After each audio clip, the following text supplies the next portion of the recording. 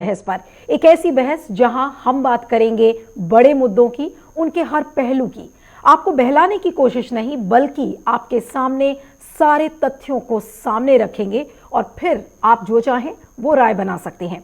एक वादा जरूर है आपसे कि चाहे वो सत्ता हो या विपक्ष, सवाल पूछने से हम कभी नहीं डरेंगे। तो चलिए शुरू करते हैं आज की बड़ी बहस, किसान आंदोलन अब आगे क्या।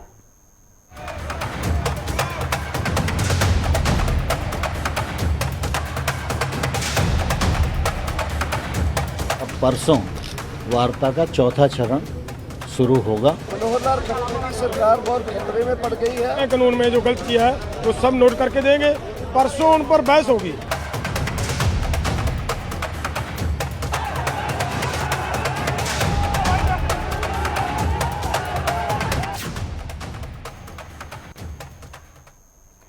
तो किसान आंदोलन को आज 6 दिन हो गए हैं। आज सरकार ने किसानों से बातचीत की। इसमें पहले दौर की बातचीत 3 घंटे चली और दूसरे दौर का संवाद आधे घंटे चला, लेकिन ये बातचीत बेनतीजा रही क्योंकि सरकार ने एमएसपी को लेकर एक प्रेजेंटेशन दिया और फिर किसानों से कहा कि कृषि कानून पर चर्चा के लिए वो एक कमेटी का गठन करेंगे, जिसे किसानों ने ठुकरा दिया। अब अगली बातचीत 3 दिसंबर को होनी है। तो चलिए आज की बहस को शुरू करते हैं, लेकिन एक नजर डालते हैं आज के बड़े टॉकिंग पॉइंट्स पर।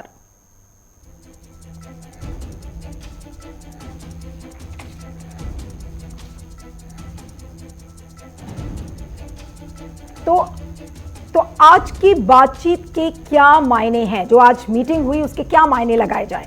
क्या केंद्र सरकार के ऊपर किसी तरह का दबाव है? सरकार कमेटी के गठन की बात क्यों कर रही है? क्या अब भी किसानों को गुमराह किया जा रहा है? अब 3 दिसंबर से क्या उम्मीद लगाई जा सकती है और आखिर कब तक ये गतिरोध बना रहेगा? तो ये सारे बड़े सवाल आज हमारे सामने हैं और जैसा मैंने आपको बताया कि अब चौथे दौर की बातचीत 3 दिसंबर को होनी है और क्या ये गतिरोध बना रहेगा? क्योंकि जो खबरें छन छन कर आ रही हैं कि जितने भी राज्यों के किसान हैं उन्होंने डिसाइड कर लिया है कि चाहे गोली से बात बने, चाहे शांतिपूर्वक हल से, लेकिन वो सारे लोग अब दिल्ली आने के लिए तैयार हैं और अब देखना यह होगा कि 3 दिसंबर से बातचीत क्या निकलती है। लेकिन चलिए आज की चर्चा हमारे साथ शुरू करते हैं कुछ खास मेहमानों के साथ। संदीप द्विवेदी जी, जो कि प्रवक्ता बीजेपी के, हमारे साथ जुड़ रहे हैं। आपका बहुत बहुत स्वागत है। बहुत मुखर प्रवक्ता हैं संदीप। संजय गुप्ता जी हमारे साथ जुड़ रहे हैं, जो प्रवक्ता कांग्रेस के, और कहा जाता है कि संजय और संदीप की जोड़ी बहुत ही मजेदार होती है। तो उम्मीद है कि आज दर्शकों को मजा आएगा संदीप और संजय को सुनने में।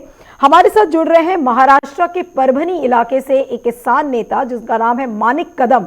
मानिक कदम बहुत ही मुखर नेता माने जाते हैं और किसानों के मुद्दों को और बहुत ही प्रबलता से पेश करते हैं। और थोड़ी देर बाद प्रोग्राम के बीच में हमारे साथ जुड़ेंगे हरवीर सिंह, जो कि एक वरिष्ठ पत्रकार हैं, आउटलुक के पूर्व संपादक रह चुके हैं और कृषि मामलों के काफी बड़े जानकार हैं। तो आप सभी मेहमानों का बहुत बहुत स्वागत है। आज की चर्चा मैं फिर से एक बार संदीप से शुरू करूंगी कि संदीप, आज की चर्चा विफल हो गई। सारी हेडलाइंस एक बात को कह रही हैं कि बातचीत तो हुई लेकिन बातचीत बेनतीजा निकली।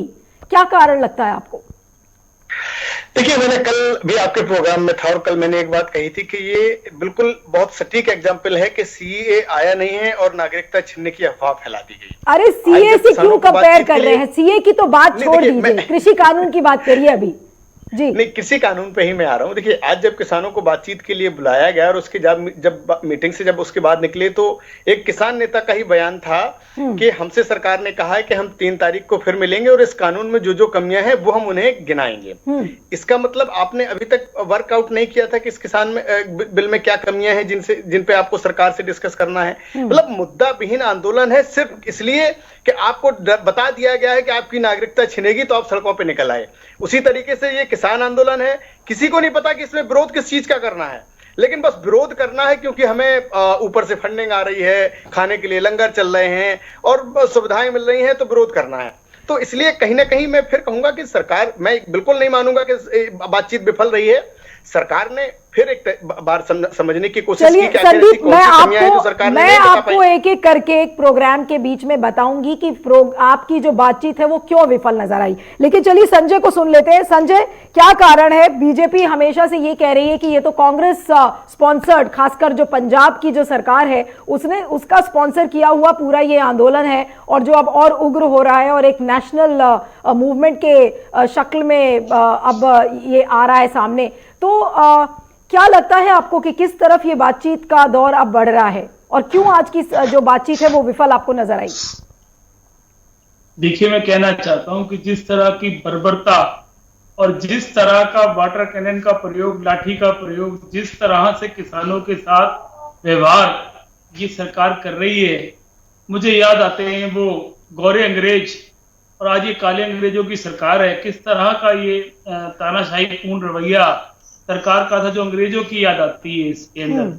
मगर हम कांग्रेस के लोग हैं, हमने वो जिहाद भी लड़ा था, उसकी लड़ाई हमने लड़ी थी और इस देश को आजाद कराया था। हम बिल्कुल जिम्मेवारी से कहना चाहते हैं कि किसान जो इस देश का अन्नदाता है और लगभग 70% आबादी इस देश की किसानी का काम करती है, और यदि उसके जो लाभ हैं, उसके जो हित हैं, उन पे अगर आंच आएगी और कांग्रेस को लिए उसके लिए आना पड़ेगा। हालांकि हमारा बहुत कोई सक्रिय रोल इसके अंदर नहीं है, किसानों का आंदोलन है, मगर हमारा इसके अंदर मोरल सपोर्ट किसानों के साथ जरूर है, क्योंकि हम आप कहते हैं कि कांग्रेस जी, आप कह रहे हैं कि मॉरल सपोर्ट कांग्रेस दे रही है, लेकिन आपकी हिस्सेदारी इस पूरे मूवमेंट में कहीं नहीं है, आप ये कह रहे हैं?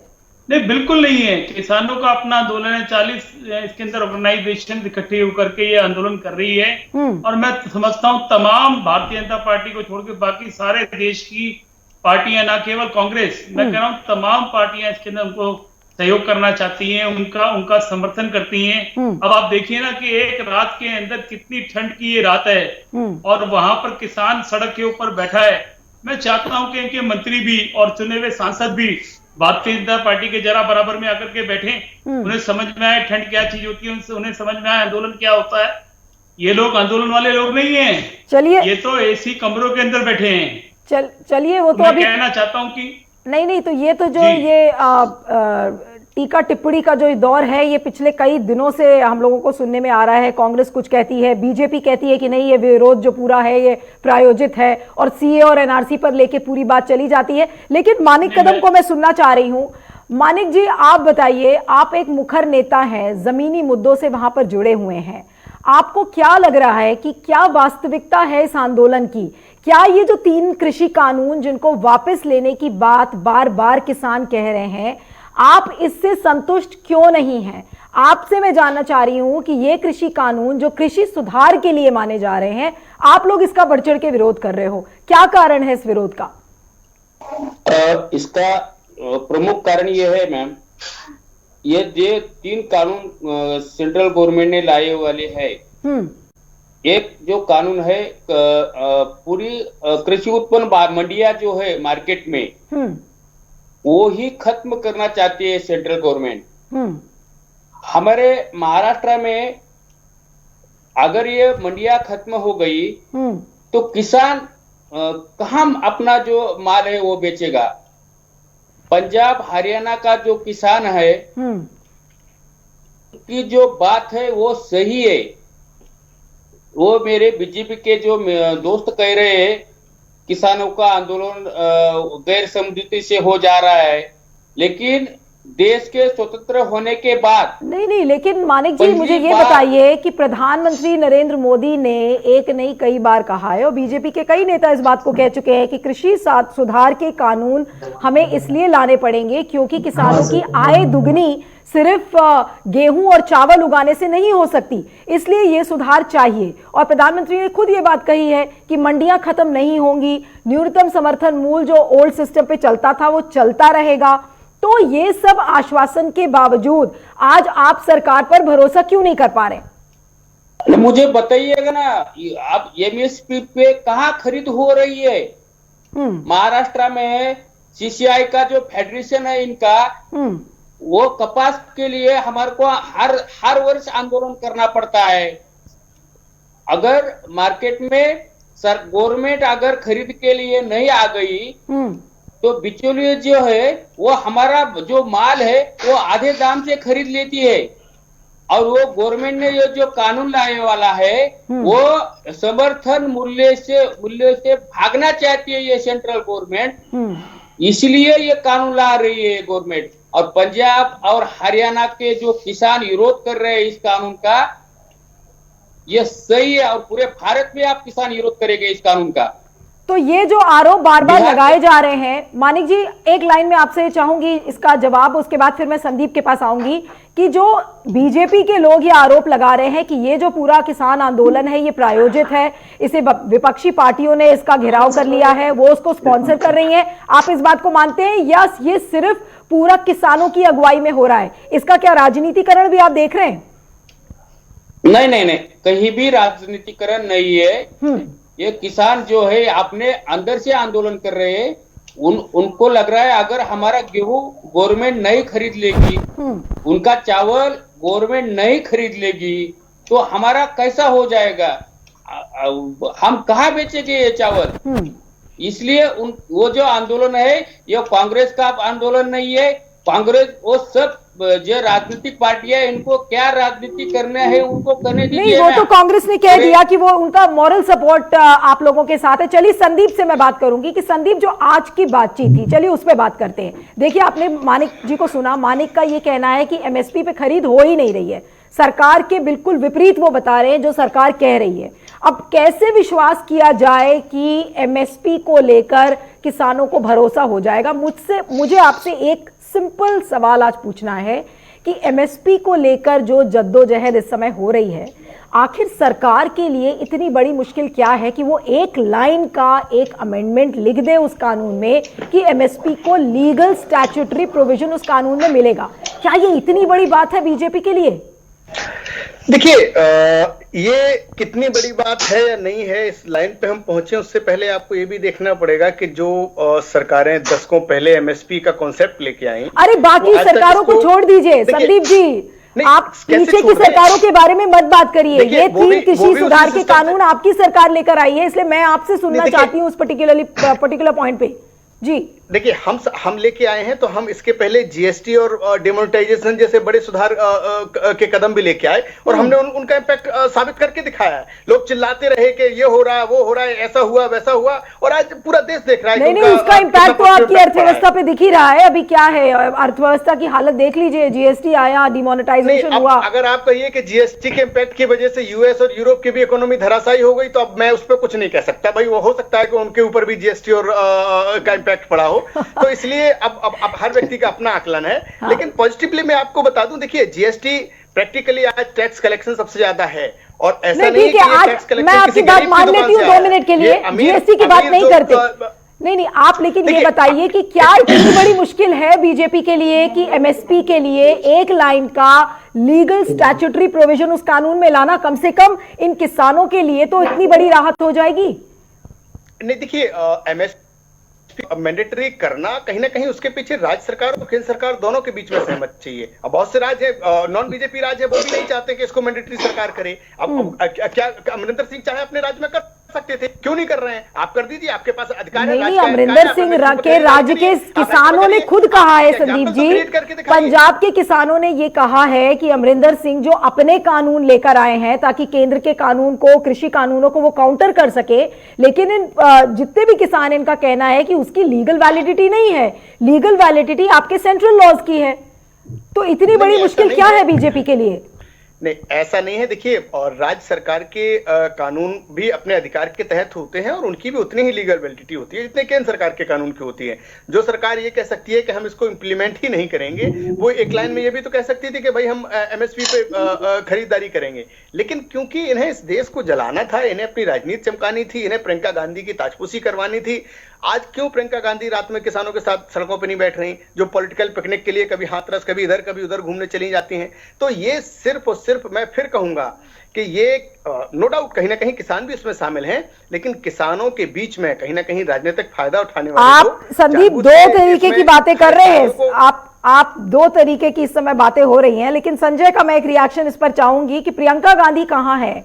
राहुल गांधी सिर्फ ट्वीट करते हुए नजर आते हैं और समझ में नहीं आ रहा है कि किधर है कांग्रेस। आपने ये तो बोला कि मॉरल सपोर्ट आप दे रहे हैं पार्टी को, लेकिन जब राजनीतिकरण की बात आती है और जब आपकी पार्टी पर ऐसे आरोप लगते हैं कि ये तो पॉलिटिकल पिकनिक पे निकल जाते थे, चाहे वो हाथरस का केस हो, अभी जैसा संदीप ने बोला, तो मेरा सवाल यह है कि किसानों के आंदोलन में कहां है कांग्रेस? किधर है प्रियंका गांधी, किधर है सोनिया गांधी, किधर है राहुल गांधी? जी मैं बताना चाहता हूं कि सोनिया गांधी जी, प्रियंका गांधी जी, राहुल गांधी जी और तमाम का कांग्रेस का एक एक कार्यकर्ता यहीं पर है, किसान भाइयों के साथ में है। और मैं आपको बताना चाहता हूं, किसान इस देश की आत्मा में बसता है। अगर इस देश की आत्मा में आप पता लगाएं कि कौन है, तो किसान है। जय जवान जय किसान का नारा लाल बहादुर शास्त्री ने दिया था, कांग्रेस के प्रधानमंत्री थे, और हमने कहा था कि किसान के बिना इस देश के अंदर कोई चीज को हम सोच ही नहीं सकते हैं। और दूसरी बात यह है, अभी से सरकार चिल्लाने लगी है कि इसमें तो पॉलिटिकल पार्टियों के द्वारा प्रायोजित हैं। अगर राहुल गांधी जी, प्रियंका गांधी जी जल्दी सड़कों पे आके बैठेंगे और कांग्रेस के कार्यकर्ता सड़कों पे इनके साथ, किसानों के साथ मिलकर निकलेंगे, तो क्या हालात होंगे, तो आप इस चीज को समझ सकते हैं। तो इसके अंदर मैं समझता हूं कि बहुत ठीक नहीं रहेगा कि इसके अंदर राजनीतिक रूप के अंदर इसको राजनीतिक रूप दिया जाए। ये किसानों की समस्याएं हैं और हमारा interest as a political party इसके अंदर ये है कि इनकी समस्याएं सुलझे, ना कि इसको राजनीतिक रंग दिया जाए या इसके ऊपर वोट मांगे जाए। हम वोट मांगना नहीं चाहते, किसान हमारा वोट मांगने का साधन नहीं है। एक मिनट में आपको और लूंगा, आपने भी पूछा था कि एमएसपी की बातें पूछा, जब प्रधानमंत्री साहब कह रहे हैं देश के अंदर कि एमएसपी लागू होगा, तो आज देश के प्रधानमंत्री, ये सरकार की विश्वसनीयता आज नहीं रही है, उन पे सवाल उठ रहा है।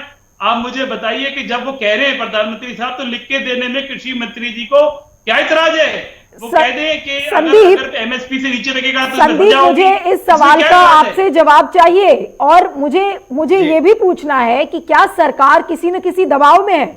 एग्जाम्पल आपको उसका देती हूं कि 3 दिसंबर को बातचीत होने वाली थी, लेकिन जब किसानों का आंदोलन और प्रबल होता गया तो आज 1 दिसंबर को उसकी बातचीत हो गई। अब जो खबरें आ रही हैं कि आपके जो सहयोगी दल है हरियाणा में, जेजेपी के जो लीडर हैं अजय सिंह चौटाला, उन्होंने भी कहा है कि नहीं, रिटर्न में एमएसपी देनी चाहिए। आपके एनडीए के सहयोगी हैं आरएलपी के लीडर जो हनुमान बेनीवाल, उन्होंने आपको बोला है कि अगर आप किसानों से बातचीत ठीक से तरीके से नहीं करेंगे तो वो आपसे अलग हो जाएंगे, उन्होंने भी धमकी दी है। तो क्या ये जो घटक दल है, आपके एलाइज हैं, उनकी तरफ से दबाव आने के बाद इस समय क्या सरकार बिल्कुल डायलॉग के मूड में है? नहीं, देखिए, डायलॉग तो करना एक स्वाभाविक है भाई। किसान इस देश का नागरिक है और सरकार की जिम्मेवारी बनती है कि कहीं ना कहीं उनकी जो बातें हैं उनको सुने और उस पर ध्यान करे, और कहीं ना कहीं जो संवैधानिक पेचीदगियां हैं उनको खत्म करके उसमें सहजता लाने की कोशिश करे। दूसरी चीज, देखिए, मैं हो सकता है केंद्र सरकार की कुछ मजबूरियां हों, लेकिन इसमें कांग्रेस जैसे क्या मजबूरी है आपसे समझना चाह रही हूँ? हो सकता है कि मैं समझ नहीं पा रही हूँ, सरकार की क्या मजबूरी है? मानिक कदम जी भी बैठे हैं, वो भी सुन लेंगे कि आपकी क्या मजबूरी है जो कि आप किसानों की मदद नहीं कर पा रहे अभी। देखिए, अब ये क्या मजबूरी थी, ये तो जो एमएसपी लेके आया था उसने भी मैंडेटरी नहीं किया था, वो भी जानता होगा क्या मजबूरी है। दूसरी चीज, इसमें मजबूरी से ज्यादा राज्य सरकारों के अपने अधिकार हैं, केंद्र सरकारों के अपने अधिकार हैं। और मैं फिर वही चीज को रिपीट करूंगा कि इसमें राज्य सरकार, खासतौर से कांग्रेस शासित जहां सीएम है, वो इसमें एक एग्जाम्पल सेट करें, एमएसपी निर्धारित कर दें, फिक्स कर दें कि हम एमएसपी लेंगे, बीजेपी अपने आप बैकफुट पे चली जाएगी। ये क्यों राजनीति चमकाने के लिए किसानों को आग लगा के और दिल्ली की तरफ भेज रहे हैं? ये एक रणनीति के तहत जानबूझ के इस देश को जला के किसी की ताजपोशी का षड्यंत्र रचा जा रहा है। और अभी आप देखिए, मैं दावे के साथ कह सकता हूं, संजय जी इस चीज की गारंटी लें कि प्रियंका जी आंदोलन में नहीं कूदेंगी। ये सिर्फ और सिर्फ प्रियंका गांधी को 1 महीने बाद ताजपोशी के लिए जानबूझ के ये आग लगाने की कोशिश की जा रही है, और प्रियंका गांधी तब कूदेंगी जब ये आंदोलन उग्र होगा। और इसमें कहीं ना कहीं ये जानबूझ के अराजक तत्वों को घुसेड़ने की कोशिश करेंगे। चलिए, ताजपोशी, देखिए, ताजपोशी की कहानी से मैं बहुत कन्विंस नहीं हूं, क्योंकि अभी 1.5 साल से ज्यादा हो रहा है, हमने की कोई ताजपोशी अभी कांग्रेस में देखी नहीं है, और वो कब होगी ये पता नहीं है, इसलिए इस तरीके के स्टेटमेंट को कन्विंस नहीं कर रहे। नहीं, मैं मानिक कदम जी के पास जाना चाहूंगी। मानिक जी, जो एक एमएसपी को लेकर जो शंकाएं हैं किसानों के मन में, उसके बारे में आपने कहा, और ये भी कहा कि एमएसपी पे खरीद हो ही नहीं रही। आपने महाराष्ट्र का एग्जाम्पल दिया। कल भी हमारे साथ विजय जावंडिया जी जुड़े थे, उन्होंने भी यही बात कही। कर्नाटका के किसान थे, उन्होंने भी यही कहा। लेकिन जो कॉर्पोरेट्स को लेकर एक डर है किसानों का कि कॉर्पोरेट लॉबी किसानों पर हावी हो जाएगी तो किसानों की जो जिंदगी है वो बहुत ही ज्यादा मुश्किल में पड़ जाएगी, इसको लेकर क्या डर है और क्या सरकार अगर चाहे तो क्या ये बातचीत कर सकती है? क्योंकि अगर कुछ मैं एक्सपर्ट्स जो सरकार की तरफ से जो प्रो रिफॉर्म लॉबी है वो ये कहती है कि किसानों को उसी तरह से फायदा होगा जैसे कि जो दूध प्रोड्यूस करने वाले जो किसान हैं। देखिए आज मिल्क कोऑपरेटिव्स भी चल रही हैं, आप एमएनसीज यानी कि जैसे नेस्ले हैं आप उनको भी दूध पहुंचा रहे, तो उस तरीके के कहीं ना कहीं बड़े पैमाने पर रिफॉर्म्स लाने की सरकार कोशिश कर रही है। तो मानिक जी क्या आप इससे कन्विंस्ड हैं कि कॉर्पोरेट लॉबी आएगी, किसानों की जिंदगी में सुधार होगा? हो सकता है कि उसको आजमाने में थोड़ा सा जी। कॉर्पोरेट लॉबी और कंपनी जो है वो कभी ही किसान का भला नहीं कर सकती। नहीं, लेकिन आप ये मान के क्यों चल रहे हैं? आप ये मान के ही क्यों चल रहे हैं? नहीं, मैं बताता हूँ ना, एग्जाम्पल बताता हूँ ना। हमारे एक खाली परभनी डिस्ट्रिक्ट का उदाहरण देता हूँ मैं आपको। रिलायंस बोल के हमारे एग्रीकल्चर इंश्योरेंस कंपनी है परभनी जिले के लिए। परभनी जिले के 3,46,000 किसानों ने एग्रीकल्चर इंश्योरेंस का बीमा उतराया था और किसानों की लागत 30 करोड़ थी और सेंट्रल गवर्नमेंट और स्टेट गवर्नमेंट की लागत 70 करोड़ थी जी। उस एग्रीकल्चर इंश्योरेंस कंपनी ने खाली किसानों को 40 कोटी रुपए दिए और पूरे का पूरा प्रीमियम बीमे का जो है वो रिलायंस कंपनी ने हड़प लिया। अब बताइए संदीप, इसका जवाब दीजिए। रिलायंस कंपनी सारा प्रीमियम हड़प कर बैठ गई, किसानों के हाथ में कुछ नहीं लगा, तो ये क्या डर निराधार है कि कॉर्पोरेट लॉबी हावी हो जाएगी किसानों के ऊपर? बताइए संदीप, इसका जवाब दीजिए। बिल्कुल मानिक जी ने बिल्कुल सटीक एग्जांपल दिया कि सीए आया नहीं और नागरिकता हमारी छिन गई। अरे आप बार बार ये पूरा जो डिबेट है आप सीए की तरफ क्यों लेके चले जाते हैं? सीए पे मैं बात ही नहीं करना चाहती आज। एक सब सुनिए ना जी। ऑब्वियसली डराने का सबसे बड़ा एग्जांपल है कि सीए आएगा और नागरिकता चली जाएगी। एक एक करके आप लोग सब एक साथ नहीं बात करिए। हाँ बोलिए। मानिक जी को मैं बता दूं 2 दर्जन से ज्यादा कंपनियां हैं जो फसल बीमा कर रही हैं। आपने सिर्फ रिलायंस का नाम क्यों लिया? कहीं ना कहीं आप बताइए, क्या केवल रिलायंस ही? ऐसा तो है नहीं कि पूरे देश में कहीं भी ऐसा है कि सिर्फ एक कंपनी बीमा करेगी। और आप जो आंकड़ा दे रहे हैं, मुझे नहीं लगता कि ऐसा कहीं कोई घटना हुई है। मुझे लगता है कि आपने जो आंकड़े घोषित किया है, मैं किसी भी तरीके से इस आंकड़े पर सहमत नहीं हूं, ना ही मेरे संज्ञान में इस तरह का कोई आंकड़ा आया है। तो थोड़ा सा आप कोई आंकड़ा रखने से पहले एक नेशनल चैनल पे थोड़ा उसकी स्टडी करिए, ऑथेंटिकेशन चेक करिए। लेकिन मानिक जी जो बात संदीप कह रहे हैं, मानिक जी आप ये बताइए कि इस समय किसानों में जागरूकता कितनी है? क्योंकि किसान ज्यादातर देखा गया है कि आपकी मैं बात नहीं कर रही हूं, ज्यादातर किसान का जो तबका है वो पढ़ा लिखा नहीं है, जागरूकता की भयानक कमी है। तो ये भी तो हो सकता है कि जो ये कृषि कानून सरकार लेकर आई है, सरकार की तरफ से तो कोई आउटरीच प्रोग्राम अभी हुआ नहीं है इस पे, उल्टा आज जो कमेटी का गठन हो रहा है, आज सरकार ने इस बात को कहा कि चलिए कमेटी बना देते हैं ताकि जो ये कानून है उसको लेकर जो आपके मन में डाउट्स है उसको हम क्लियर करेंगे। तो जागरूकता कितनी है? जो वास्तविकता है जागरूकता की, क्या हर किसान को पता है कि कृषि कानून में क्या क्या प्रावधान है, किस प्रावधान से उनको मुनाफा होगा, किस प्रावधान से उनको नुकसान होगा? तो जागरूकता कितनी है जमीनी लेवल पर? मानिक जी बताइए।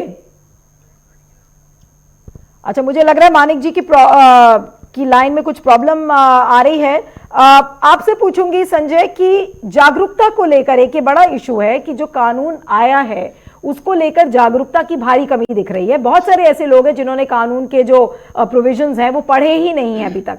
तो आपको लगता है देखकर कि जो इस समय किसानों का तबका जो इस समय सड़क पर उतरा है, कितने किसान होंगे जिन्हें वाकई में कृषि कानून के बारे में पता होगा? देखिए, मैं कहना चाहता हूँ 3 कानूनों पर विवाद है। आप बताइए, पहला है कॉन्ट्रैक्ट फार्मिंग। कॉन्ट्रैक्ट फार्मिंग का किस किसान को बेनिफिट होगा? आप बताइए, क्या वो उद्योगपति के हित में नहीं है? दूसरा पॉइंट है 6% मंडी टैक्स को हटा करके मंडियों को खत्म करने की साजिश है। जब मंडियां खत्म हो जाएंगी तो क्या उद्योगपति उसका फायदा उठा करके अपने रेटों पे माल खरीदेंगे या नहीं खरीदेंगे? और तीसरा पॉइंट है 1 क्रॉप 1 नेशन। इस देश के अंदर मुझे बताइए कि 80% से ज्यादा वो किसान हैं जिनके पास 5 एकड़ से नीचे भूमि है। तो किस तरह से बताइए, हरियाणा का किसान कर्नाटका ले जाकर के अपनी फसल को बेचेगा?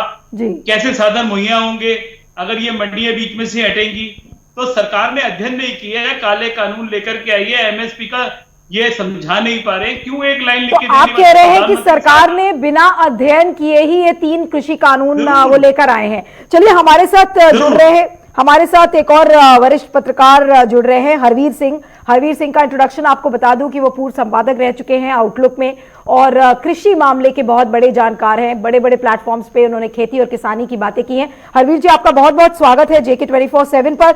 आपसे जानना चाहूंगी कि आज छठे दिन भी जो किसानों और सरकार के बीच में जो आज की जो बातचीत है वो बेनतीजा निकली है और अब सबकी निगाहें टिकी हुई हैं कि 3 दिसंबर को क्या होगा। लेकिन एक जो बेसिक सवाल आपसे पूछना चाह रही हूं कि आज जिस चीज ने मुझे थोड़ा सा अचंभित किया कि सरकार ने जब वो मीटिंग शुरू की, आज बातचीत का दौर शुरू हुआ, तो उन्होंने किसानों से ये कहा कि आपके लिए एक कमेटी का गठन कर देते हैं और वो कमेटी क्या करेगी कि वो जो कृषि कानून है उन पर चर्चा करेगी।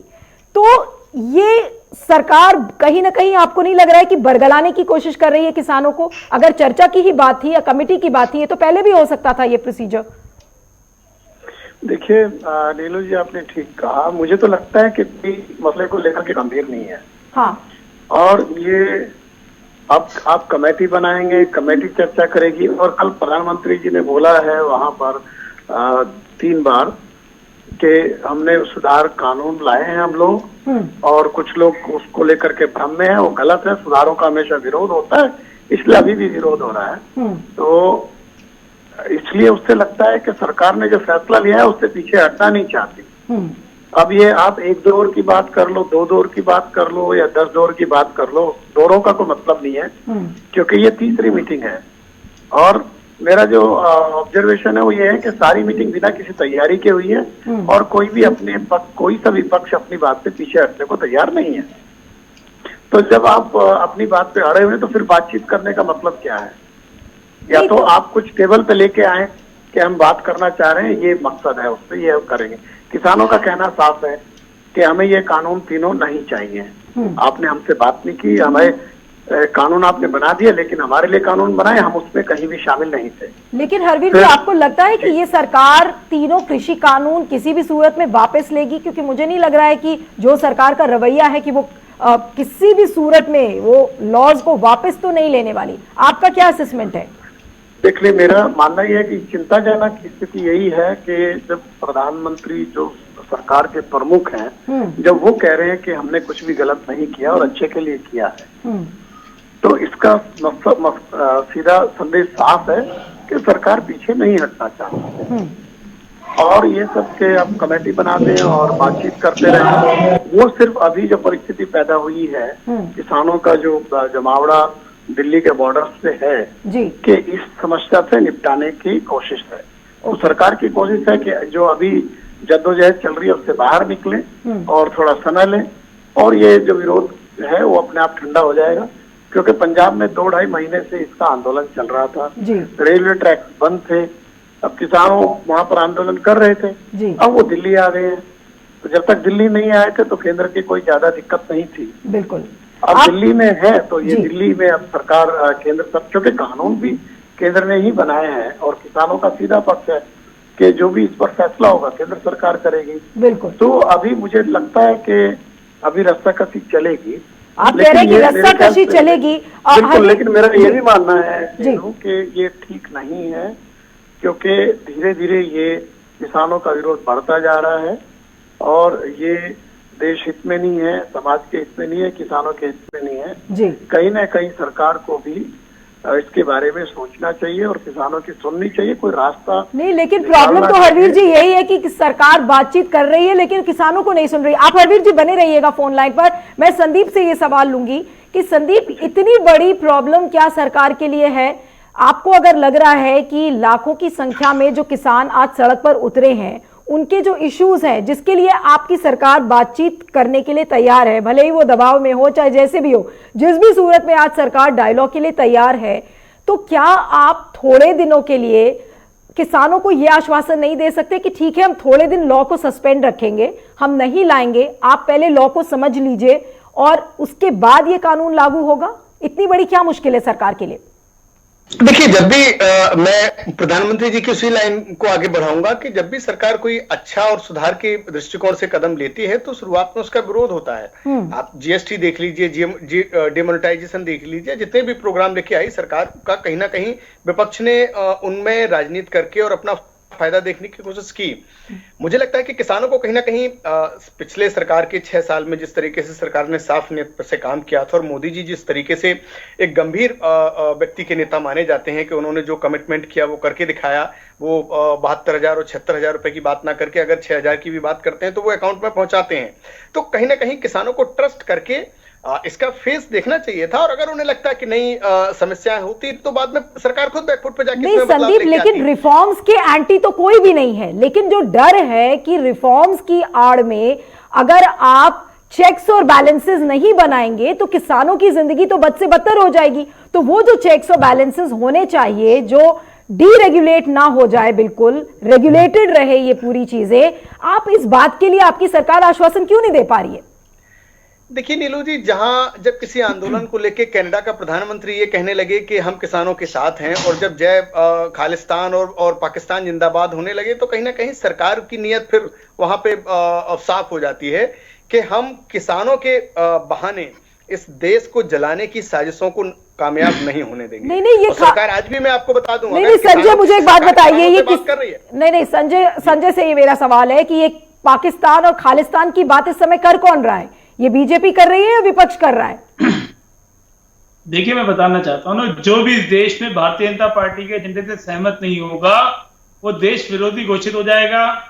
और मैं आपको पूछना चाहता हूं, मैं संदीप भाई से पूछना चाहता हूं, जो प्रश्न आपने पूछा था उसका जवाब नहीं दिया कि एमएसपी को क्यों वो नहीं कहते कि वो एक कानून बनेगा, जब देश के प्रधानमंत्री कह रहे हैं। आप अपने राज्यों में देश के पंजाब में लागू करिए, कहीं भी बात पर सवाल है, तो आप स्वागत कर रहे हैं। हम ये जानना चाहते हैं एक एक करके संजय को बात पूरी कर ले लीजिए। संदीप, मैं आपके पास आती हूँ, बताइए जी। 15 लाख रुपया उन्होंने कहा था मिलेगा, आज तक मिला क्या? उन्होंने कहा 27 दिन में कोरोना दूर हो जाएगा, आज तक हो गया क्या? 2 करोड़ नौकरियां मिलेंगी, मिली क्या?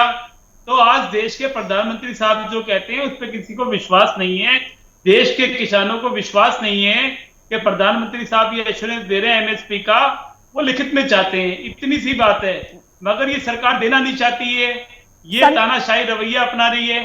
मैं समझता हूं कि किसानों के साथ जरूर से सरकार को नीचे आना चाहिए और उद्योगपतियों की दलाली बंद करनी चाहिए, अडानी अंबानी की दलाली बंद करनी चाहिए। संदीप, ये इस बात का आप जवाब दीजिए इसको कि कैसे आप किसानों का भरोसा जीतेंगे, और 3 दिसंबर की बातचीत से क्या वाकई में कोई हल निकलने वाला है? देखिए, मुझे लगता है कि जब तक इसमें वो वाले किसान नहीं आएंगे जो महंगी महंगी बाइक्स का शौक रखते हैं और हरियाणा की जमीन कौड़ियों में खरीद के सोने के दाम में बेच देते हैं, तब तक सरकार कहीं ना कहीं साफ नीयत से काम करती रहेगी। मैं आपको दावे के साथ कह सकता हूं कि सरकार की नीयत अभी भी साफ है कि इस कानून में सरकार किसी भी तरह के बैकफुट पे जाने के मूड में नहीं है। हाँ, अगर कहीं ना कहीं किसानों की इसमें कुछ ऐसी समस्याएं हैं जिन पे सरकार का ध्यान नहीं गया है, या कानून बनाते समय इसमें कहीं कोई खामियां रह गई हैं, सरकार उनमें सुधार की बात कर सकती है। चलिए, मैं सरकार की नीयत पे तो मैं मानिक कदम जी से पूछूंगी, अगर वो हमारे साथ कनेक्टेड है। मानिक जी, अगर आप हमें सुन सकते हैं, आप ये बताइए कि सरकार की नीयत पे आपको भरोसा है या नहीं? कल प्रधानमंत्री नरेंद्र मोदी ने कहा कि अभी तक किसानों के साथ छल हुआ है, अब छल नहीं बल्कि गंगा जल जैसी पवित्र नीयत के साथ हम काम करेंगे। तो किसानों को कितना भरोसा है इस बात पे, बताइए। नहीं, मैं पहले संदीप जी को ये बात वापस लेने को कहता हूँ, हाथ जोड़ के विनती करता हूँ। हम खालिस्तानवादी नहीं है और हम किसान कभी पाकिस्तान के नारे नहीं लगाते। मानिक जी, आप हमसे एक मिनट मानिक जी को बात पूरी करने दीजिए प्लीज। हाँ, संदीप एक सेकंड, मानिक जी आप बोलिए। संदीप, आप एक सेकंड उनको बात पूरी कर लेने दीजिए। हाँ, बताइए। भारत मेरा देश है और ये धरती हमारी माँ है, इसलिए ये तुम इस आंदोलन में कुछ भी मत भड़काया कीजिए। पहले ये मेरी आपको हाथ जोड़ की विनती है। पूरे भारत में अब तक कितने खाली लॉकडाउन में मेरे महाराष्ट्र में 1400 किसानों ने आत्महत्या की है। आपके बीजेपी के कोई लीडर वहां कभी आते नहीं है सर। मनमोहन सिंह जी जब पंतप्रधान थे तो यवतमाल के वायफड में आए थे, उस गांव में जिस गांव में आत्महत्या हुई थी। अपने कभी सेंट्रल गवर्नमेंट आत्महत्या की तो कभी बात ही नहीं करती। हरवीर जी से एक रिएक्शन इस समय लेना चाहूंगी। हरवीर जी, आप अगर जुड़े हुए हैं हमारे साथ, मैं आपसे जानना चाहूंगी कि ये इस पूरे आंदोलन को खालिस्तान पाकिस्तान का बताया जा रहा है, एक तरीके से पूरी कम्युनिटी की अदरिंग की जा रही है कि जो पंजाब का किसान है वो बिल्कुल अलग हो जाए। तो इस चीज को आप कैसे देखते हैं, क्योंकि ये आलोचनात्मक है जो ये रिफॉर्म सरकार लेकर आ रही है, लोग उसकी आलोचना कर रहे हैं, तो क्या ये वजह है कि उसको अलग अलग नाम दिया जा रहा है? अब देखिए, ये तो नीलू जी, अब सवाल है कि सरकार और जो पॉलिटिकल पार्टी है सत्ताधारी, उसको अपनी बात रखने का एक तरीका उनके पास है। और ये बात सही है कि कुछ राजनेता भी पहुंचे हैं, या आम आदमी पार्टी वाले भी जा रहे हैं, या कांग्रेस वाले कुछ होंगे। और कोई भी व्यक्ति, जब पार्टी का कोई इस तरह का स्ट्रक्चर नहीं होती कि एक आदमी ने अगर किसी पार्टी का समर्थन दिया तो वो जिंदगी भर उसके नाम से जुड़ा रहेगा। बहुत सारे लोग ऐसे हैं जो आज कांग्रेस में है, कल बीजेपी में थे, या कल बीजेपी में होंगे। इससे क्या फर्क पड़ता है? सवाल है कि जो मुद्दा अभी है वो गंभीर है, और ये किसानों को ब्रांडेड करना बहुत खराब है। अभी आपके बातचीत में एक सज्जन ने कहा कि जो महंगी बाइक वाले नहीं आएंगे और ये नहीं आएंगे। मैं इसकी एक तरीके से आलोचना करता हूँ, इस तरह के शब्द इस्तेमाल नहीं करना चाहिए। अब वहां जाके देखिए, कल का जो फोटो था वो एक हाथ वाला किसान चम्मच से खाना खा रहा बैठ के। आप जाकर के देखिए वहां पे, और किसानों की हालत क्या होती है।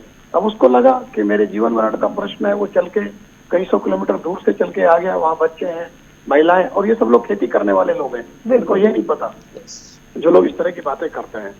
तो ये किसी की जो ईमानदार मंशा है, आंदोलन करने का सबको हक है।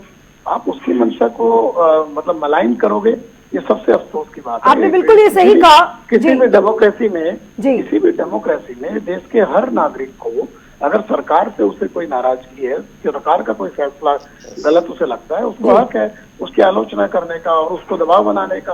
डेमोक्रेसी क्या होती है? डेमोक्रेसी राजशाही थोड़ी है कि राजा ने कानून बना दिया वो बदलेगा नहीं, क्यों नहीं बदलता? बिल्कुल बिल्कुल। लोकतंत्र में आपको बताऊं बिल्कुल, अभी केरला की सरकार ने एक कानून बनाया, वापिस हुआ नहीं हुआ है। उन्होंने गवर्नर के पास भेजा ना, लिख करके रिपील करने के लिए। ऐसा और कितने कानून रिपील होते हैं? तो ऐसा नहीं होता कि कोई चीज देखिए, जो एक जिद पकड़ लेना किसी पक्ष का, वो ठीक नहीं है और सरकार को मानना चाहिए। और ये जो संदीप बताइए, इस बात का जवाब दीजिए। संदीप, इस बात का जवाब दीजिए कि आपकी सरकार एक जिद्दी सरकार है, और जो केरल का एग्जाम्पल अभी दिया हरवीर जी ने, ये तो आपके बिल्कुल सामने प्रत्यक्ष है कि 118A के तहत जो अमेंडमेंट लेके आया गया था केरला पुलिस एक्ट में, उसको पिनाराई विजयन की सरकार ने विड्रॉ किया अल्टीमेटली जब आलोचना हुई। तो बीजेपी के लिए इतना मुश्किल क्यों है? नहीं, देखिए, अगर सरकार गलत कदम लेगी तो ऑब्वियसली उसको बैकफुट पे जाना पड़ेगा और उसको कहीं ना कहीं इस तरह के कानून वापस लेने पड़ेंगे। दूसरी तरफ मैंने अगर बयान जिस तरीके से कनाडा के पीएम ने खुल के इस आंदोलन का समर्थन किया था, और जिस तरीके से खालिस्तानी कनेक्शन निकल के आए थे, जिस तरीके से वीडियो में खुल के कहा गया कि हमने इंदिरा को मार दिया, मोदी क्या चीज है, इस तरह के जो वीडियो आए, तो देखिए मुझे लगता है कि लेकिन बीजेपी की ट्रोल आर्मी इसको पोस्ट कर रही है अलग अलग वीडियोस बना के। आप बीजेपी की जो ट्रोल आर्मी है, क्या उससे अपने आप को अलग करते हैं?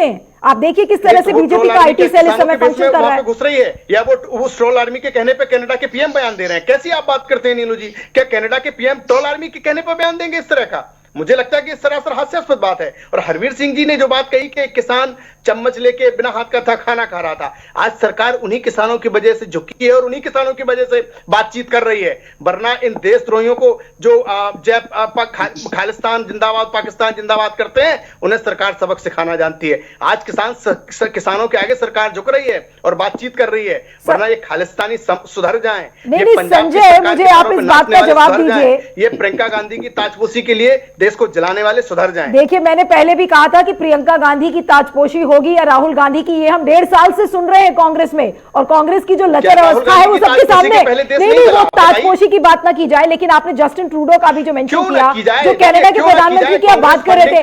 संजय, मैं आपसे जानना चाहूंगी, संजय, मैं आपसे इस समय जानना चाहती हूं कि क्या कांग्रेस के कहने पर जस्टिन ट्रूडो ने एक स्टेटमेंट दिया है आज, जैसा भी संदीप कह रहे हैं कि खालिस्तान और पाकिस्तान की बातें हो रही हैं, जस्टिन ट्रूडो ने एक स्टेटमेंट दे दिया, बताइए जी। ये भारतीय जनता पार्टी के वो लोग हैं जिनकी सांसद एक आतंकवादी है, बम बनाना जानती है। अभी ये खालिस्तान की बात कर रहे थे, तो मैं याद दिलाना चाहता हूं कि एकमात्र सांसद इस देश में ऐसी हैं जो बम बनाना जानती है, वो भारतीय जनता पार्टी की नेता हैं। दूसरी चीज मैं बताना चाहता हूं कि किसानों को जो लोग आतंकवादी कहना चाहते हैं या खालिस्तानी कहना चाहते हैं या पाकिस्तानी प्रो कहना चाहते हैं, जो इस देश में भारतीय जनता पार्टी या आरएसएस की नीति से सहमत नहीं होगा, इस देश के अंदर देश विरोधी कहा जाएगा। इस तरह की रणनीति ये सरकार अपना रही है, शर्म आनी चाहिए। अभी ये पूछा थे प्रियंका गांधी, मैं पूछना चाहता हूँ आरएसएस कहाँ है इस पूरे आंदोलन? चलिए, इस छींटाकशी का तो अंत मुझे नहीं लग रहा है। बीजेपी कांग्रेस को बोलेगी, कांग्रेस बीजेपी को बोलेगी, लेकिन मानिक कदम जी मैं आपसे पूछना चाह रही हूँ, मानिक जी मुझे ये बताइए, मानिक जी मुझे ये बताइए आपकी, अगर सरकार 3 तारीख को ये कहती है, जिसकी उम्मीद बहुत ज्यादा है कि वो कानून वापस नहीं लेगी, जैसा हरवीर जी ने भी कहा, आपका अगला कदम किसानों का क्या होगा? हम पूरी तरह इस कानून का विरोध करेंगे और मरते दम तक इस कानून का विरोध करेंगे। इन बीजेपी वालों ने कितना भी अगर हमारे ऊपर आरोप लगाया तो उस आरोप को हम कतई जवाब नहीं देंगे, लेकिन मुझे उनसे बार बार हाथ जोड़ के विनती करता हूं, इस आंदोलन को आप देशद्रोह का नाम मत दीजिए। बीजेपी के लिए ये भविष्य में बहुत खेदजनक बात हो जाएगी। किसान का बच्चा कल बीजेपी को किसी नेता को घर में आने नहीं देगा, गांव में आने नहीं देगा। संदीप आपने सुन लिया मानिक जी क्या कह रहे हैं? ये तो एक तरीके का अल्टीमेटम हो गया, और अब तो मान लीजिए कि बीजेपी की सरकार बिल्कुल असंवेदनशील है किसानों के प्रति। देखिए नीलू जी, मैं पहली चीज आपको ये क्लियर कर दूं कि जो अभी कुछ देर पहले कह रहे थे कि महाराष्ट्र में लॉकडाउन में सबसे ज्यादा किसानों ने आत्महत्या कर दी, तो उसका सौभाग्य आप लोगों को ही जाता है। आपने ऐसी राज्य सरकार चुनी है जो किसानों को लेकर असंवेदनशील है। देवेंद्र फडणवीस जी की सरकार ने सबसे ज्यादा किसानों पर काम किया था और जो आत्महत्या की घटनाएं थी उनको बिल्कुल मिनिमाइज कर दिया था। अब आपने गलती की है, अगर आपको लगता है मोदी जी की सरकार मेरे पास समय बहुत कम है, मैं एक आखिरी कॉमेंट हरवीर जी से लेना चाहूंगी। लोगों को बदनाम कर रहे हैं। अब मैं एक आखिरी कमेंट हरवीर जी से लेना चाह रही हूं। हरवीर जी, आपका अनुभव सब जानते हैं कि क्या है खेती और किसानी में। इस तरीके के बहुत सारे आंदोलन हमने देखे हैं। 1989 में भी था जब टिकैत साहब ने उसकी अगुवाई की थी, 5 लाख किसान जुटे थे। तो आपको लगता है कि अगर 3 दिसंबर की बातचीत से कोई हल नहीं निकलता तो ये आंदोलन और उग्र हो जाएगा और एक बहुत ही खराब शक्ल में दिख सकता है, जो कि बीजेपी के लिए एक बड़ी प्रॉब्लम हो सकती है? नहीं, देखिए, ये किसी बीजेपी की बात नहीं है और किसी एक पार्टी की बात नहीं है। मेरा मानना है कि सरकारों को कहीं न कहीं बीच का रास्ता निकालना चाहिए। सरकार किसके लिए है और सरकार किसने चुनी है? देश के नागरिकों की सरकार है, देश के नागरिकों के लिए सरकार है। तो अगर नागरिक किसी बात को लेकर के जिद कर रहा है, या जिद मैं नहीं कहूँगा, उनकी अपनी चिंताएं हैं, उनकी वजह है, उसके पीछे ठोस वजह भी है, तो सरकार को देखना चाहिए। क्योंकि अगर ये 3 की, मुझे तो बहुत उम्मीद नहीं है कि 3 तारीख को कोई हल निकलेगा, क्योंकि जो रुख है सरकार का वो साफ है कि हम आंदोलन वापस, ये कानूनों में कोई फेरबदल नहीं लेंगे और उसको वापस नहीं लेंगे। और किसानों का भी रुख सख्त है कि वो इससे पीछे नहीं हट रहे, वो चाहते हैं कानून वापस ले। तो कहीं ना कहीं एक स्टेप तो किसी को तो पीछे लेना पड़ेगा, और दोनों अगर नहीं लेंगे तो ये देश के लिए अच्छा नहीं है, हमारी इकोनॉमी के लिए अच्छा नहीं है। हम लोग पहले ही बहुत बुरे हालत में है, कृषि थोड़ा बेहतर स्थिति में है, बाकी इकोनॉमी बुरे हाल में है और नौकरियां नहीं मिल रही हैं लोगों को। तो कोई भी किसी भी तरीके का जो कन्फ्रंटेशन है वो ना देश के हित में है, ना नागरिकों के हित में, ना सरकार के, ना किसी पॉलिटिकल पार्टी। बिल्कुल किसी भी तरीके का गतिरोध तो देश के लिए सही नहीं है। और जैसा आपने कहा कि कौन पीछे हटेगा ये देखने वाली बात होगी, और जैसा अभी तक का पैटर्न नजर आया है, मुझे नहीं लग रहा है कि कानून को वापस लिया जाएगा। लेकिन क्या सरकार कोई बीच का रास्ता निकाल सकती है जिससे कि किसान भी खुश हो जाएं, और सरकार जिस तरीके के रिफॉर्म्स लाना चाह रही है उसका भी कोई ना कोई रास्ता निकल जाए? लेकिन जो खबरें आ रही हैं कि अभी गतिरोध बना हुआ है, दोनों साइड यानी कि सरकार और किसानों के तरफ से एक अड़ियल रवैया नजर आ रहा है। अब ये बोला जा रहा है कि जो टैक्सी यूनियंस हैं, ट्रांसपोर्ट यूनियंस हैं, वो भी इन किसानों को समर्थन देंगी। तो हो सकता है कि जो इसेंशियल सप्लाईज हैं उसमें एक बाधा आए, और दिल्ली में आने वाले जो ट्रक्स हैं उन पर रोक लग सकती है। तो ये सारी चीजें हैं, कहीं ना कहीं अब ये किस शक्ल में आगे दिखेंगी। लेकिन सबसे बड़ा सवाल वही है कि क्या कोई बीच का रास्ता ये सरकार निकाल पाती है या नहीं निकाल पाती है। इससे जुड़ी हुई हर खबर को आपको पल पल तक पहुंचाऊंगी, और सारे डिस्कशंस को प्राइम टाइम विद नीलू व्यास पर आप देखते रहिएगा। आप सभी मेहमानों का बहुत बहुत शुक्रिया। हरवीर जी, आप हमारे साथ जुड़े। मानिक कदम जी, आपका बहुत बहुत शुक्रिया। संजय गुप्ता जी, संदीप द्विवेदी जी, आपका भी बहुत बहुत शुक्रिया। JK 24/7 पर हमारी कवरेज लगातार जारी है। Thank you so much.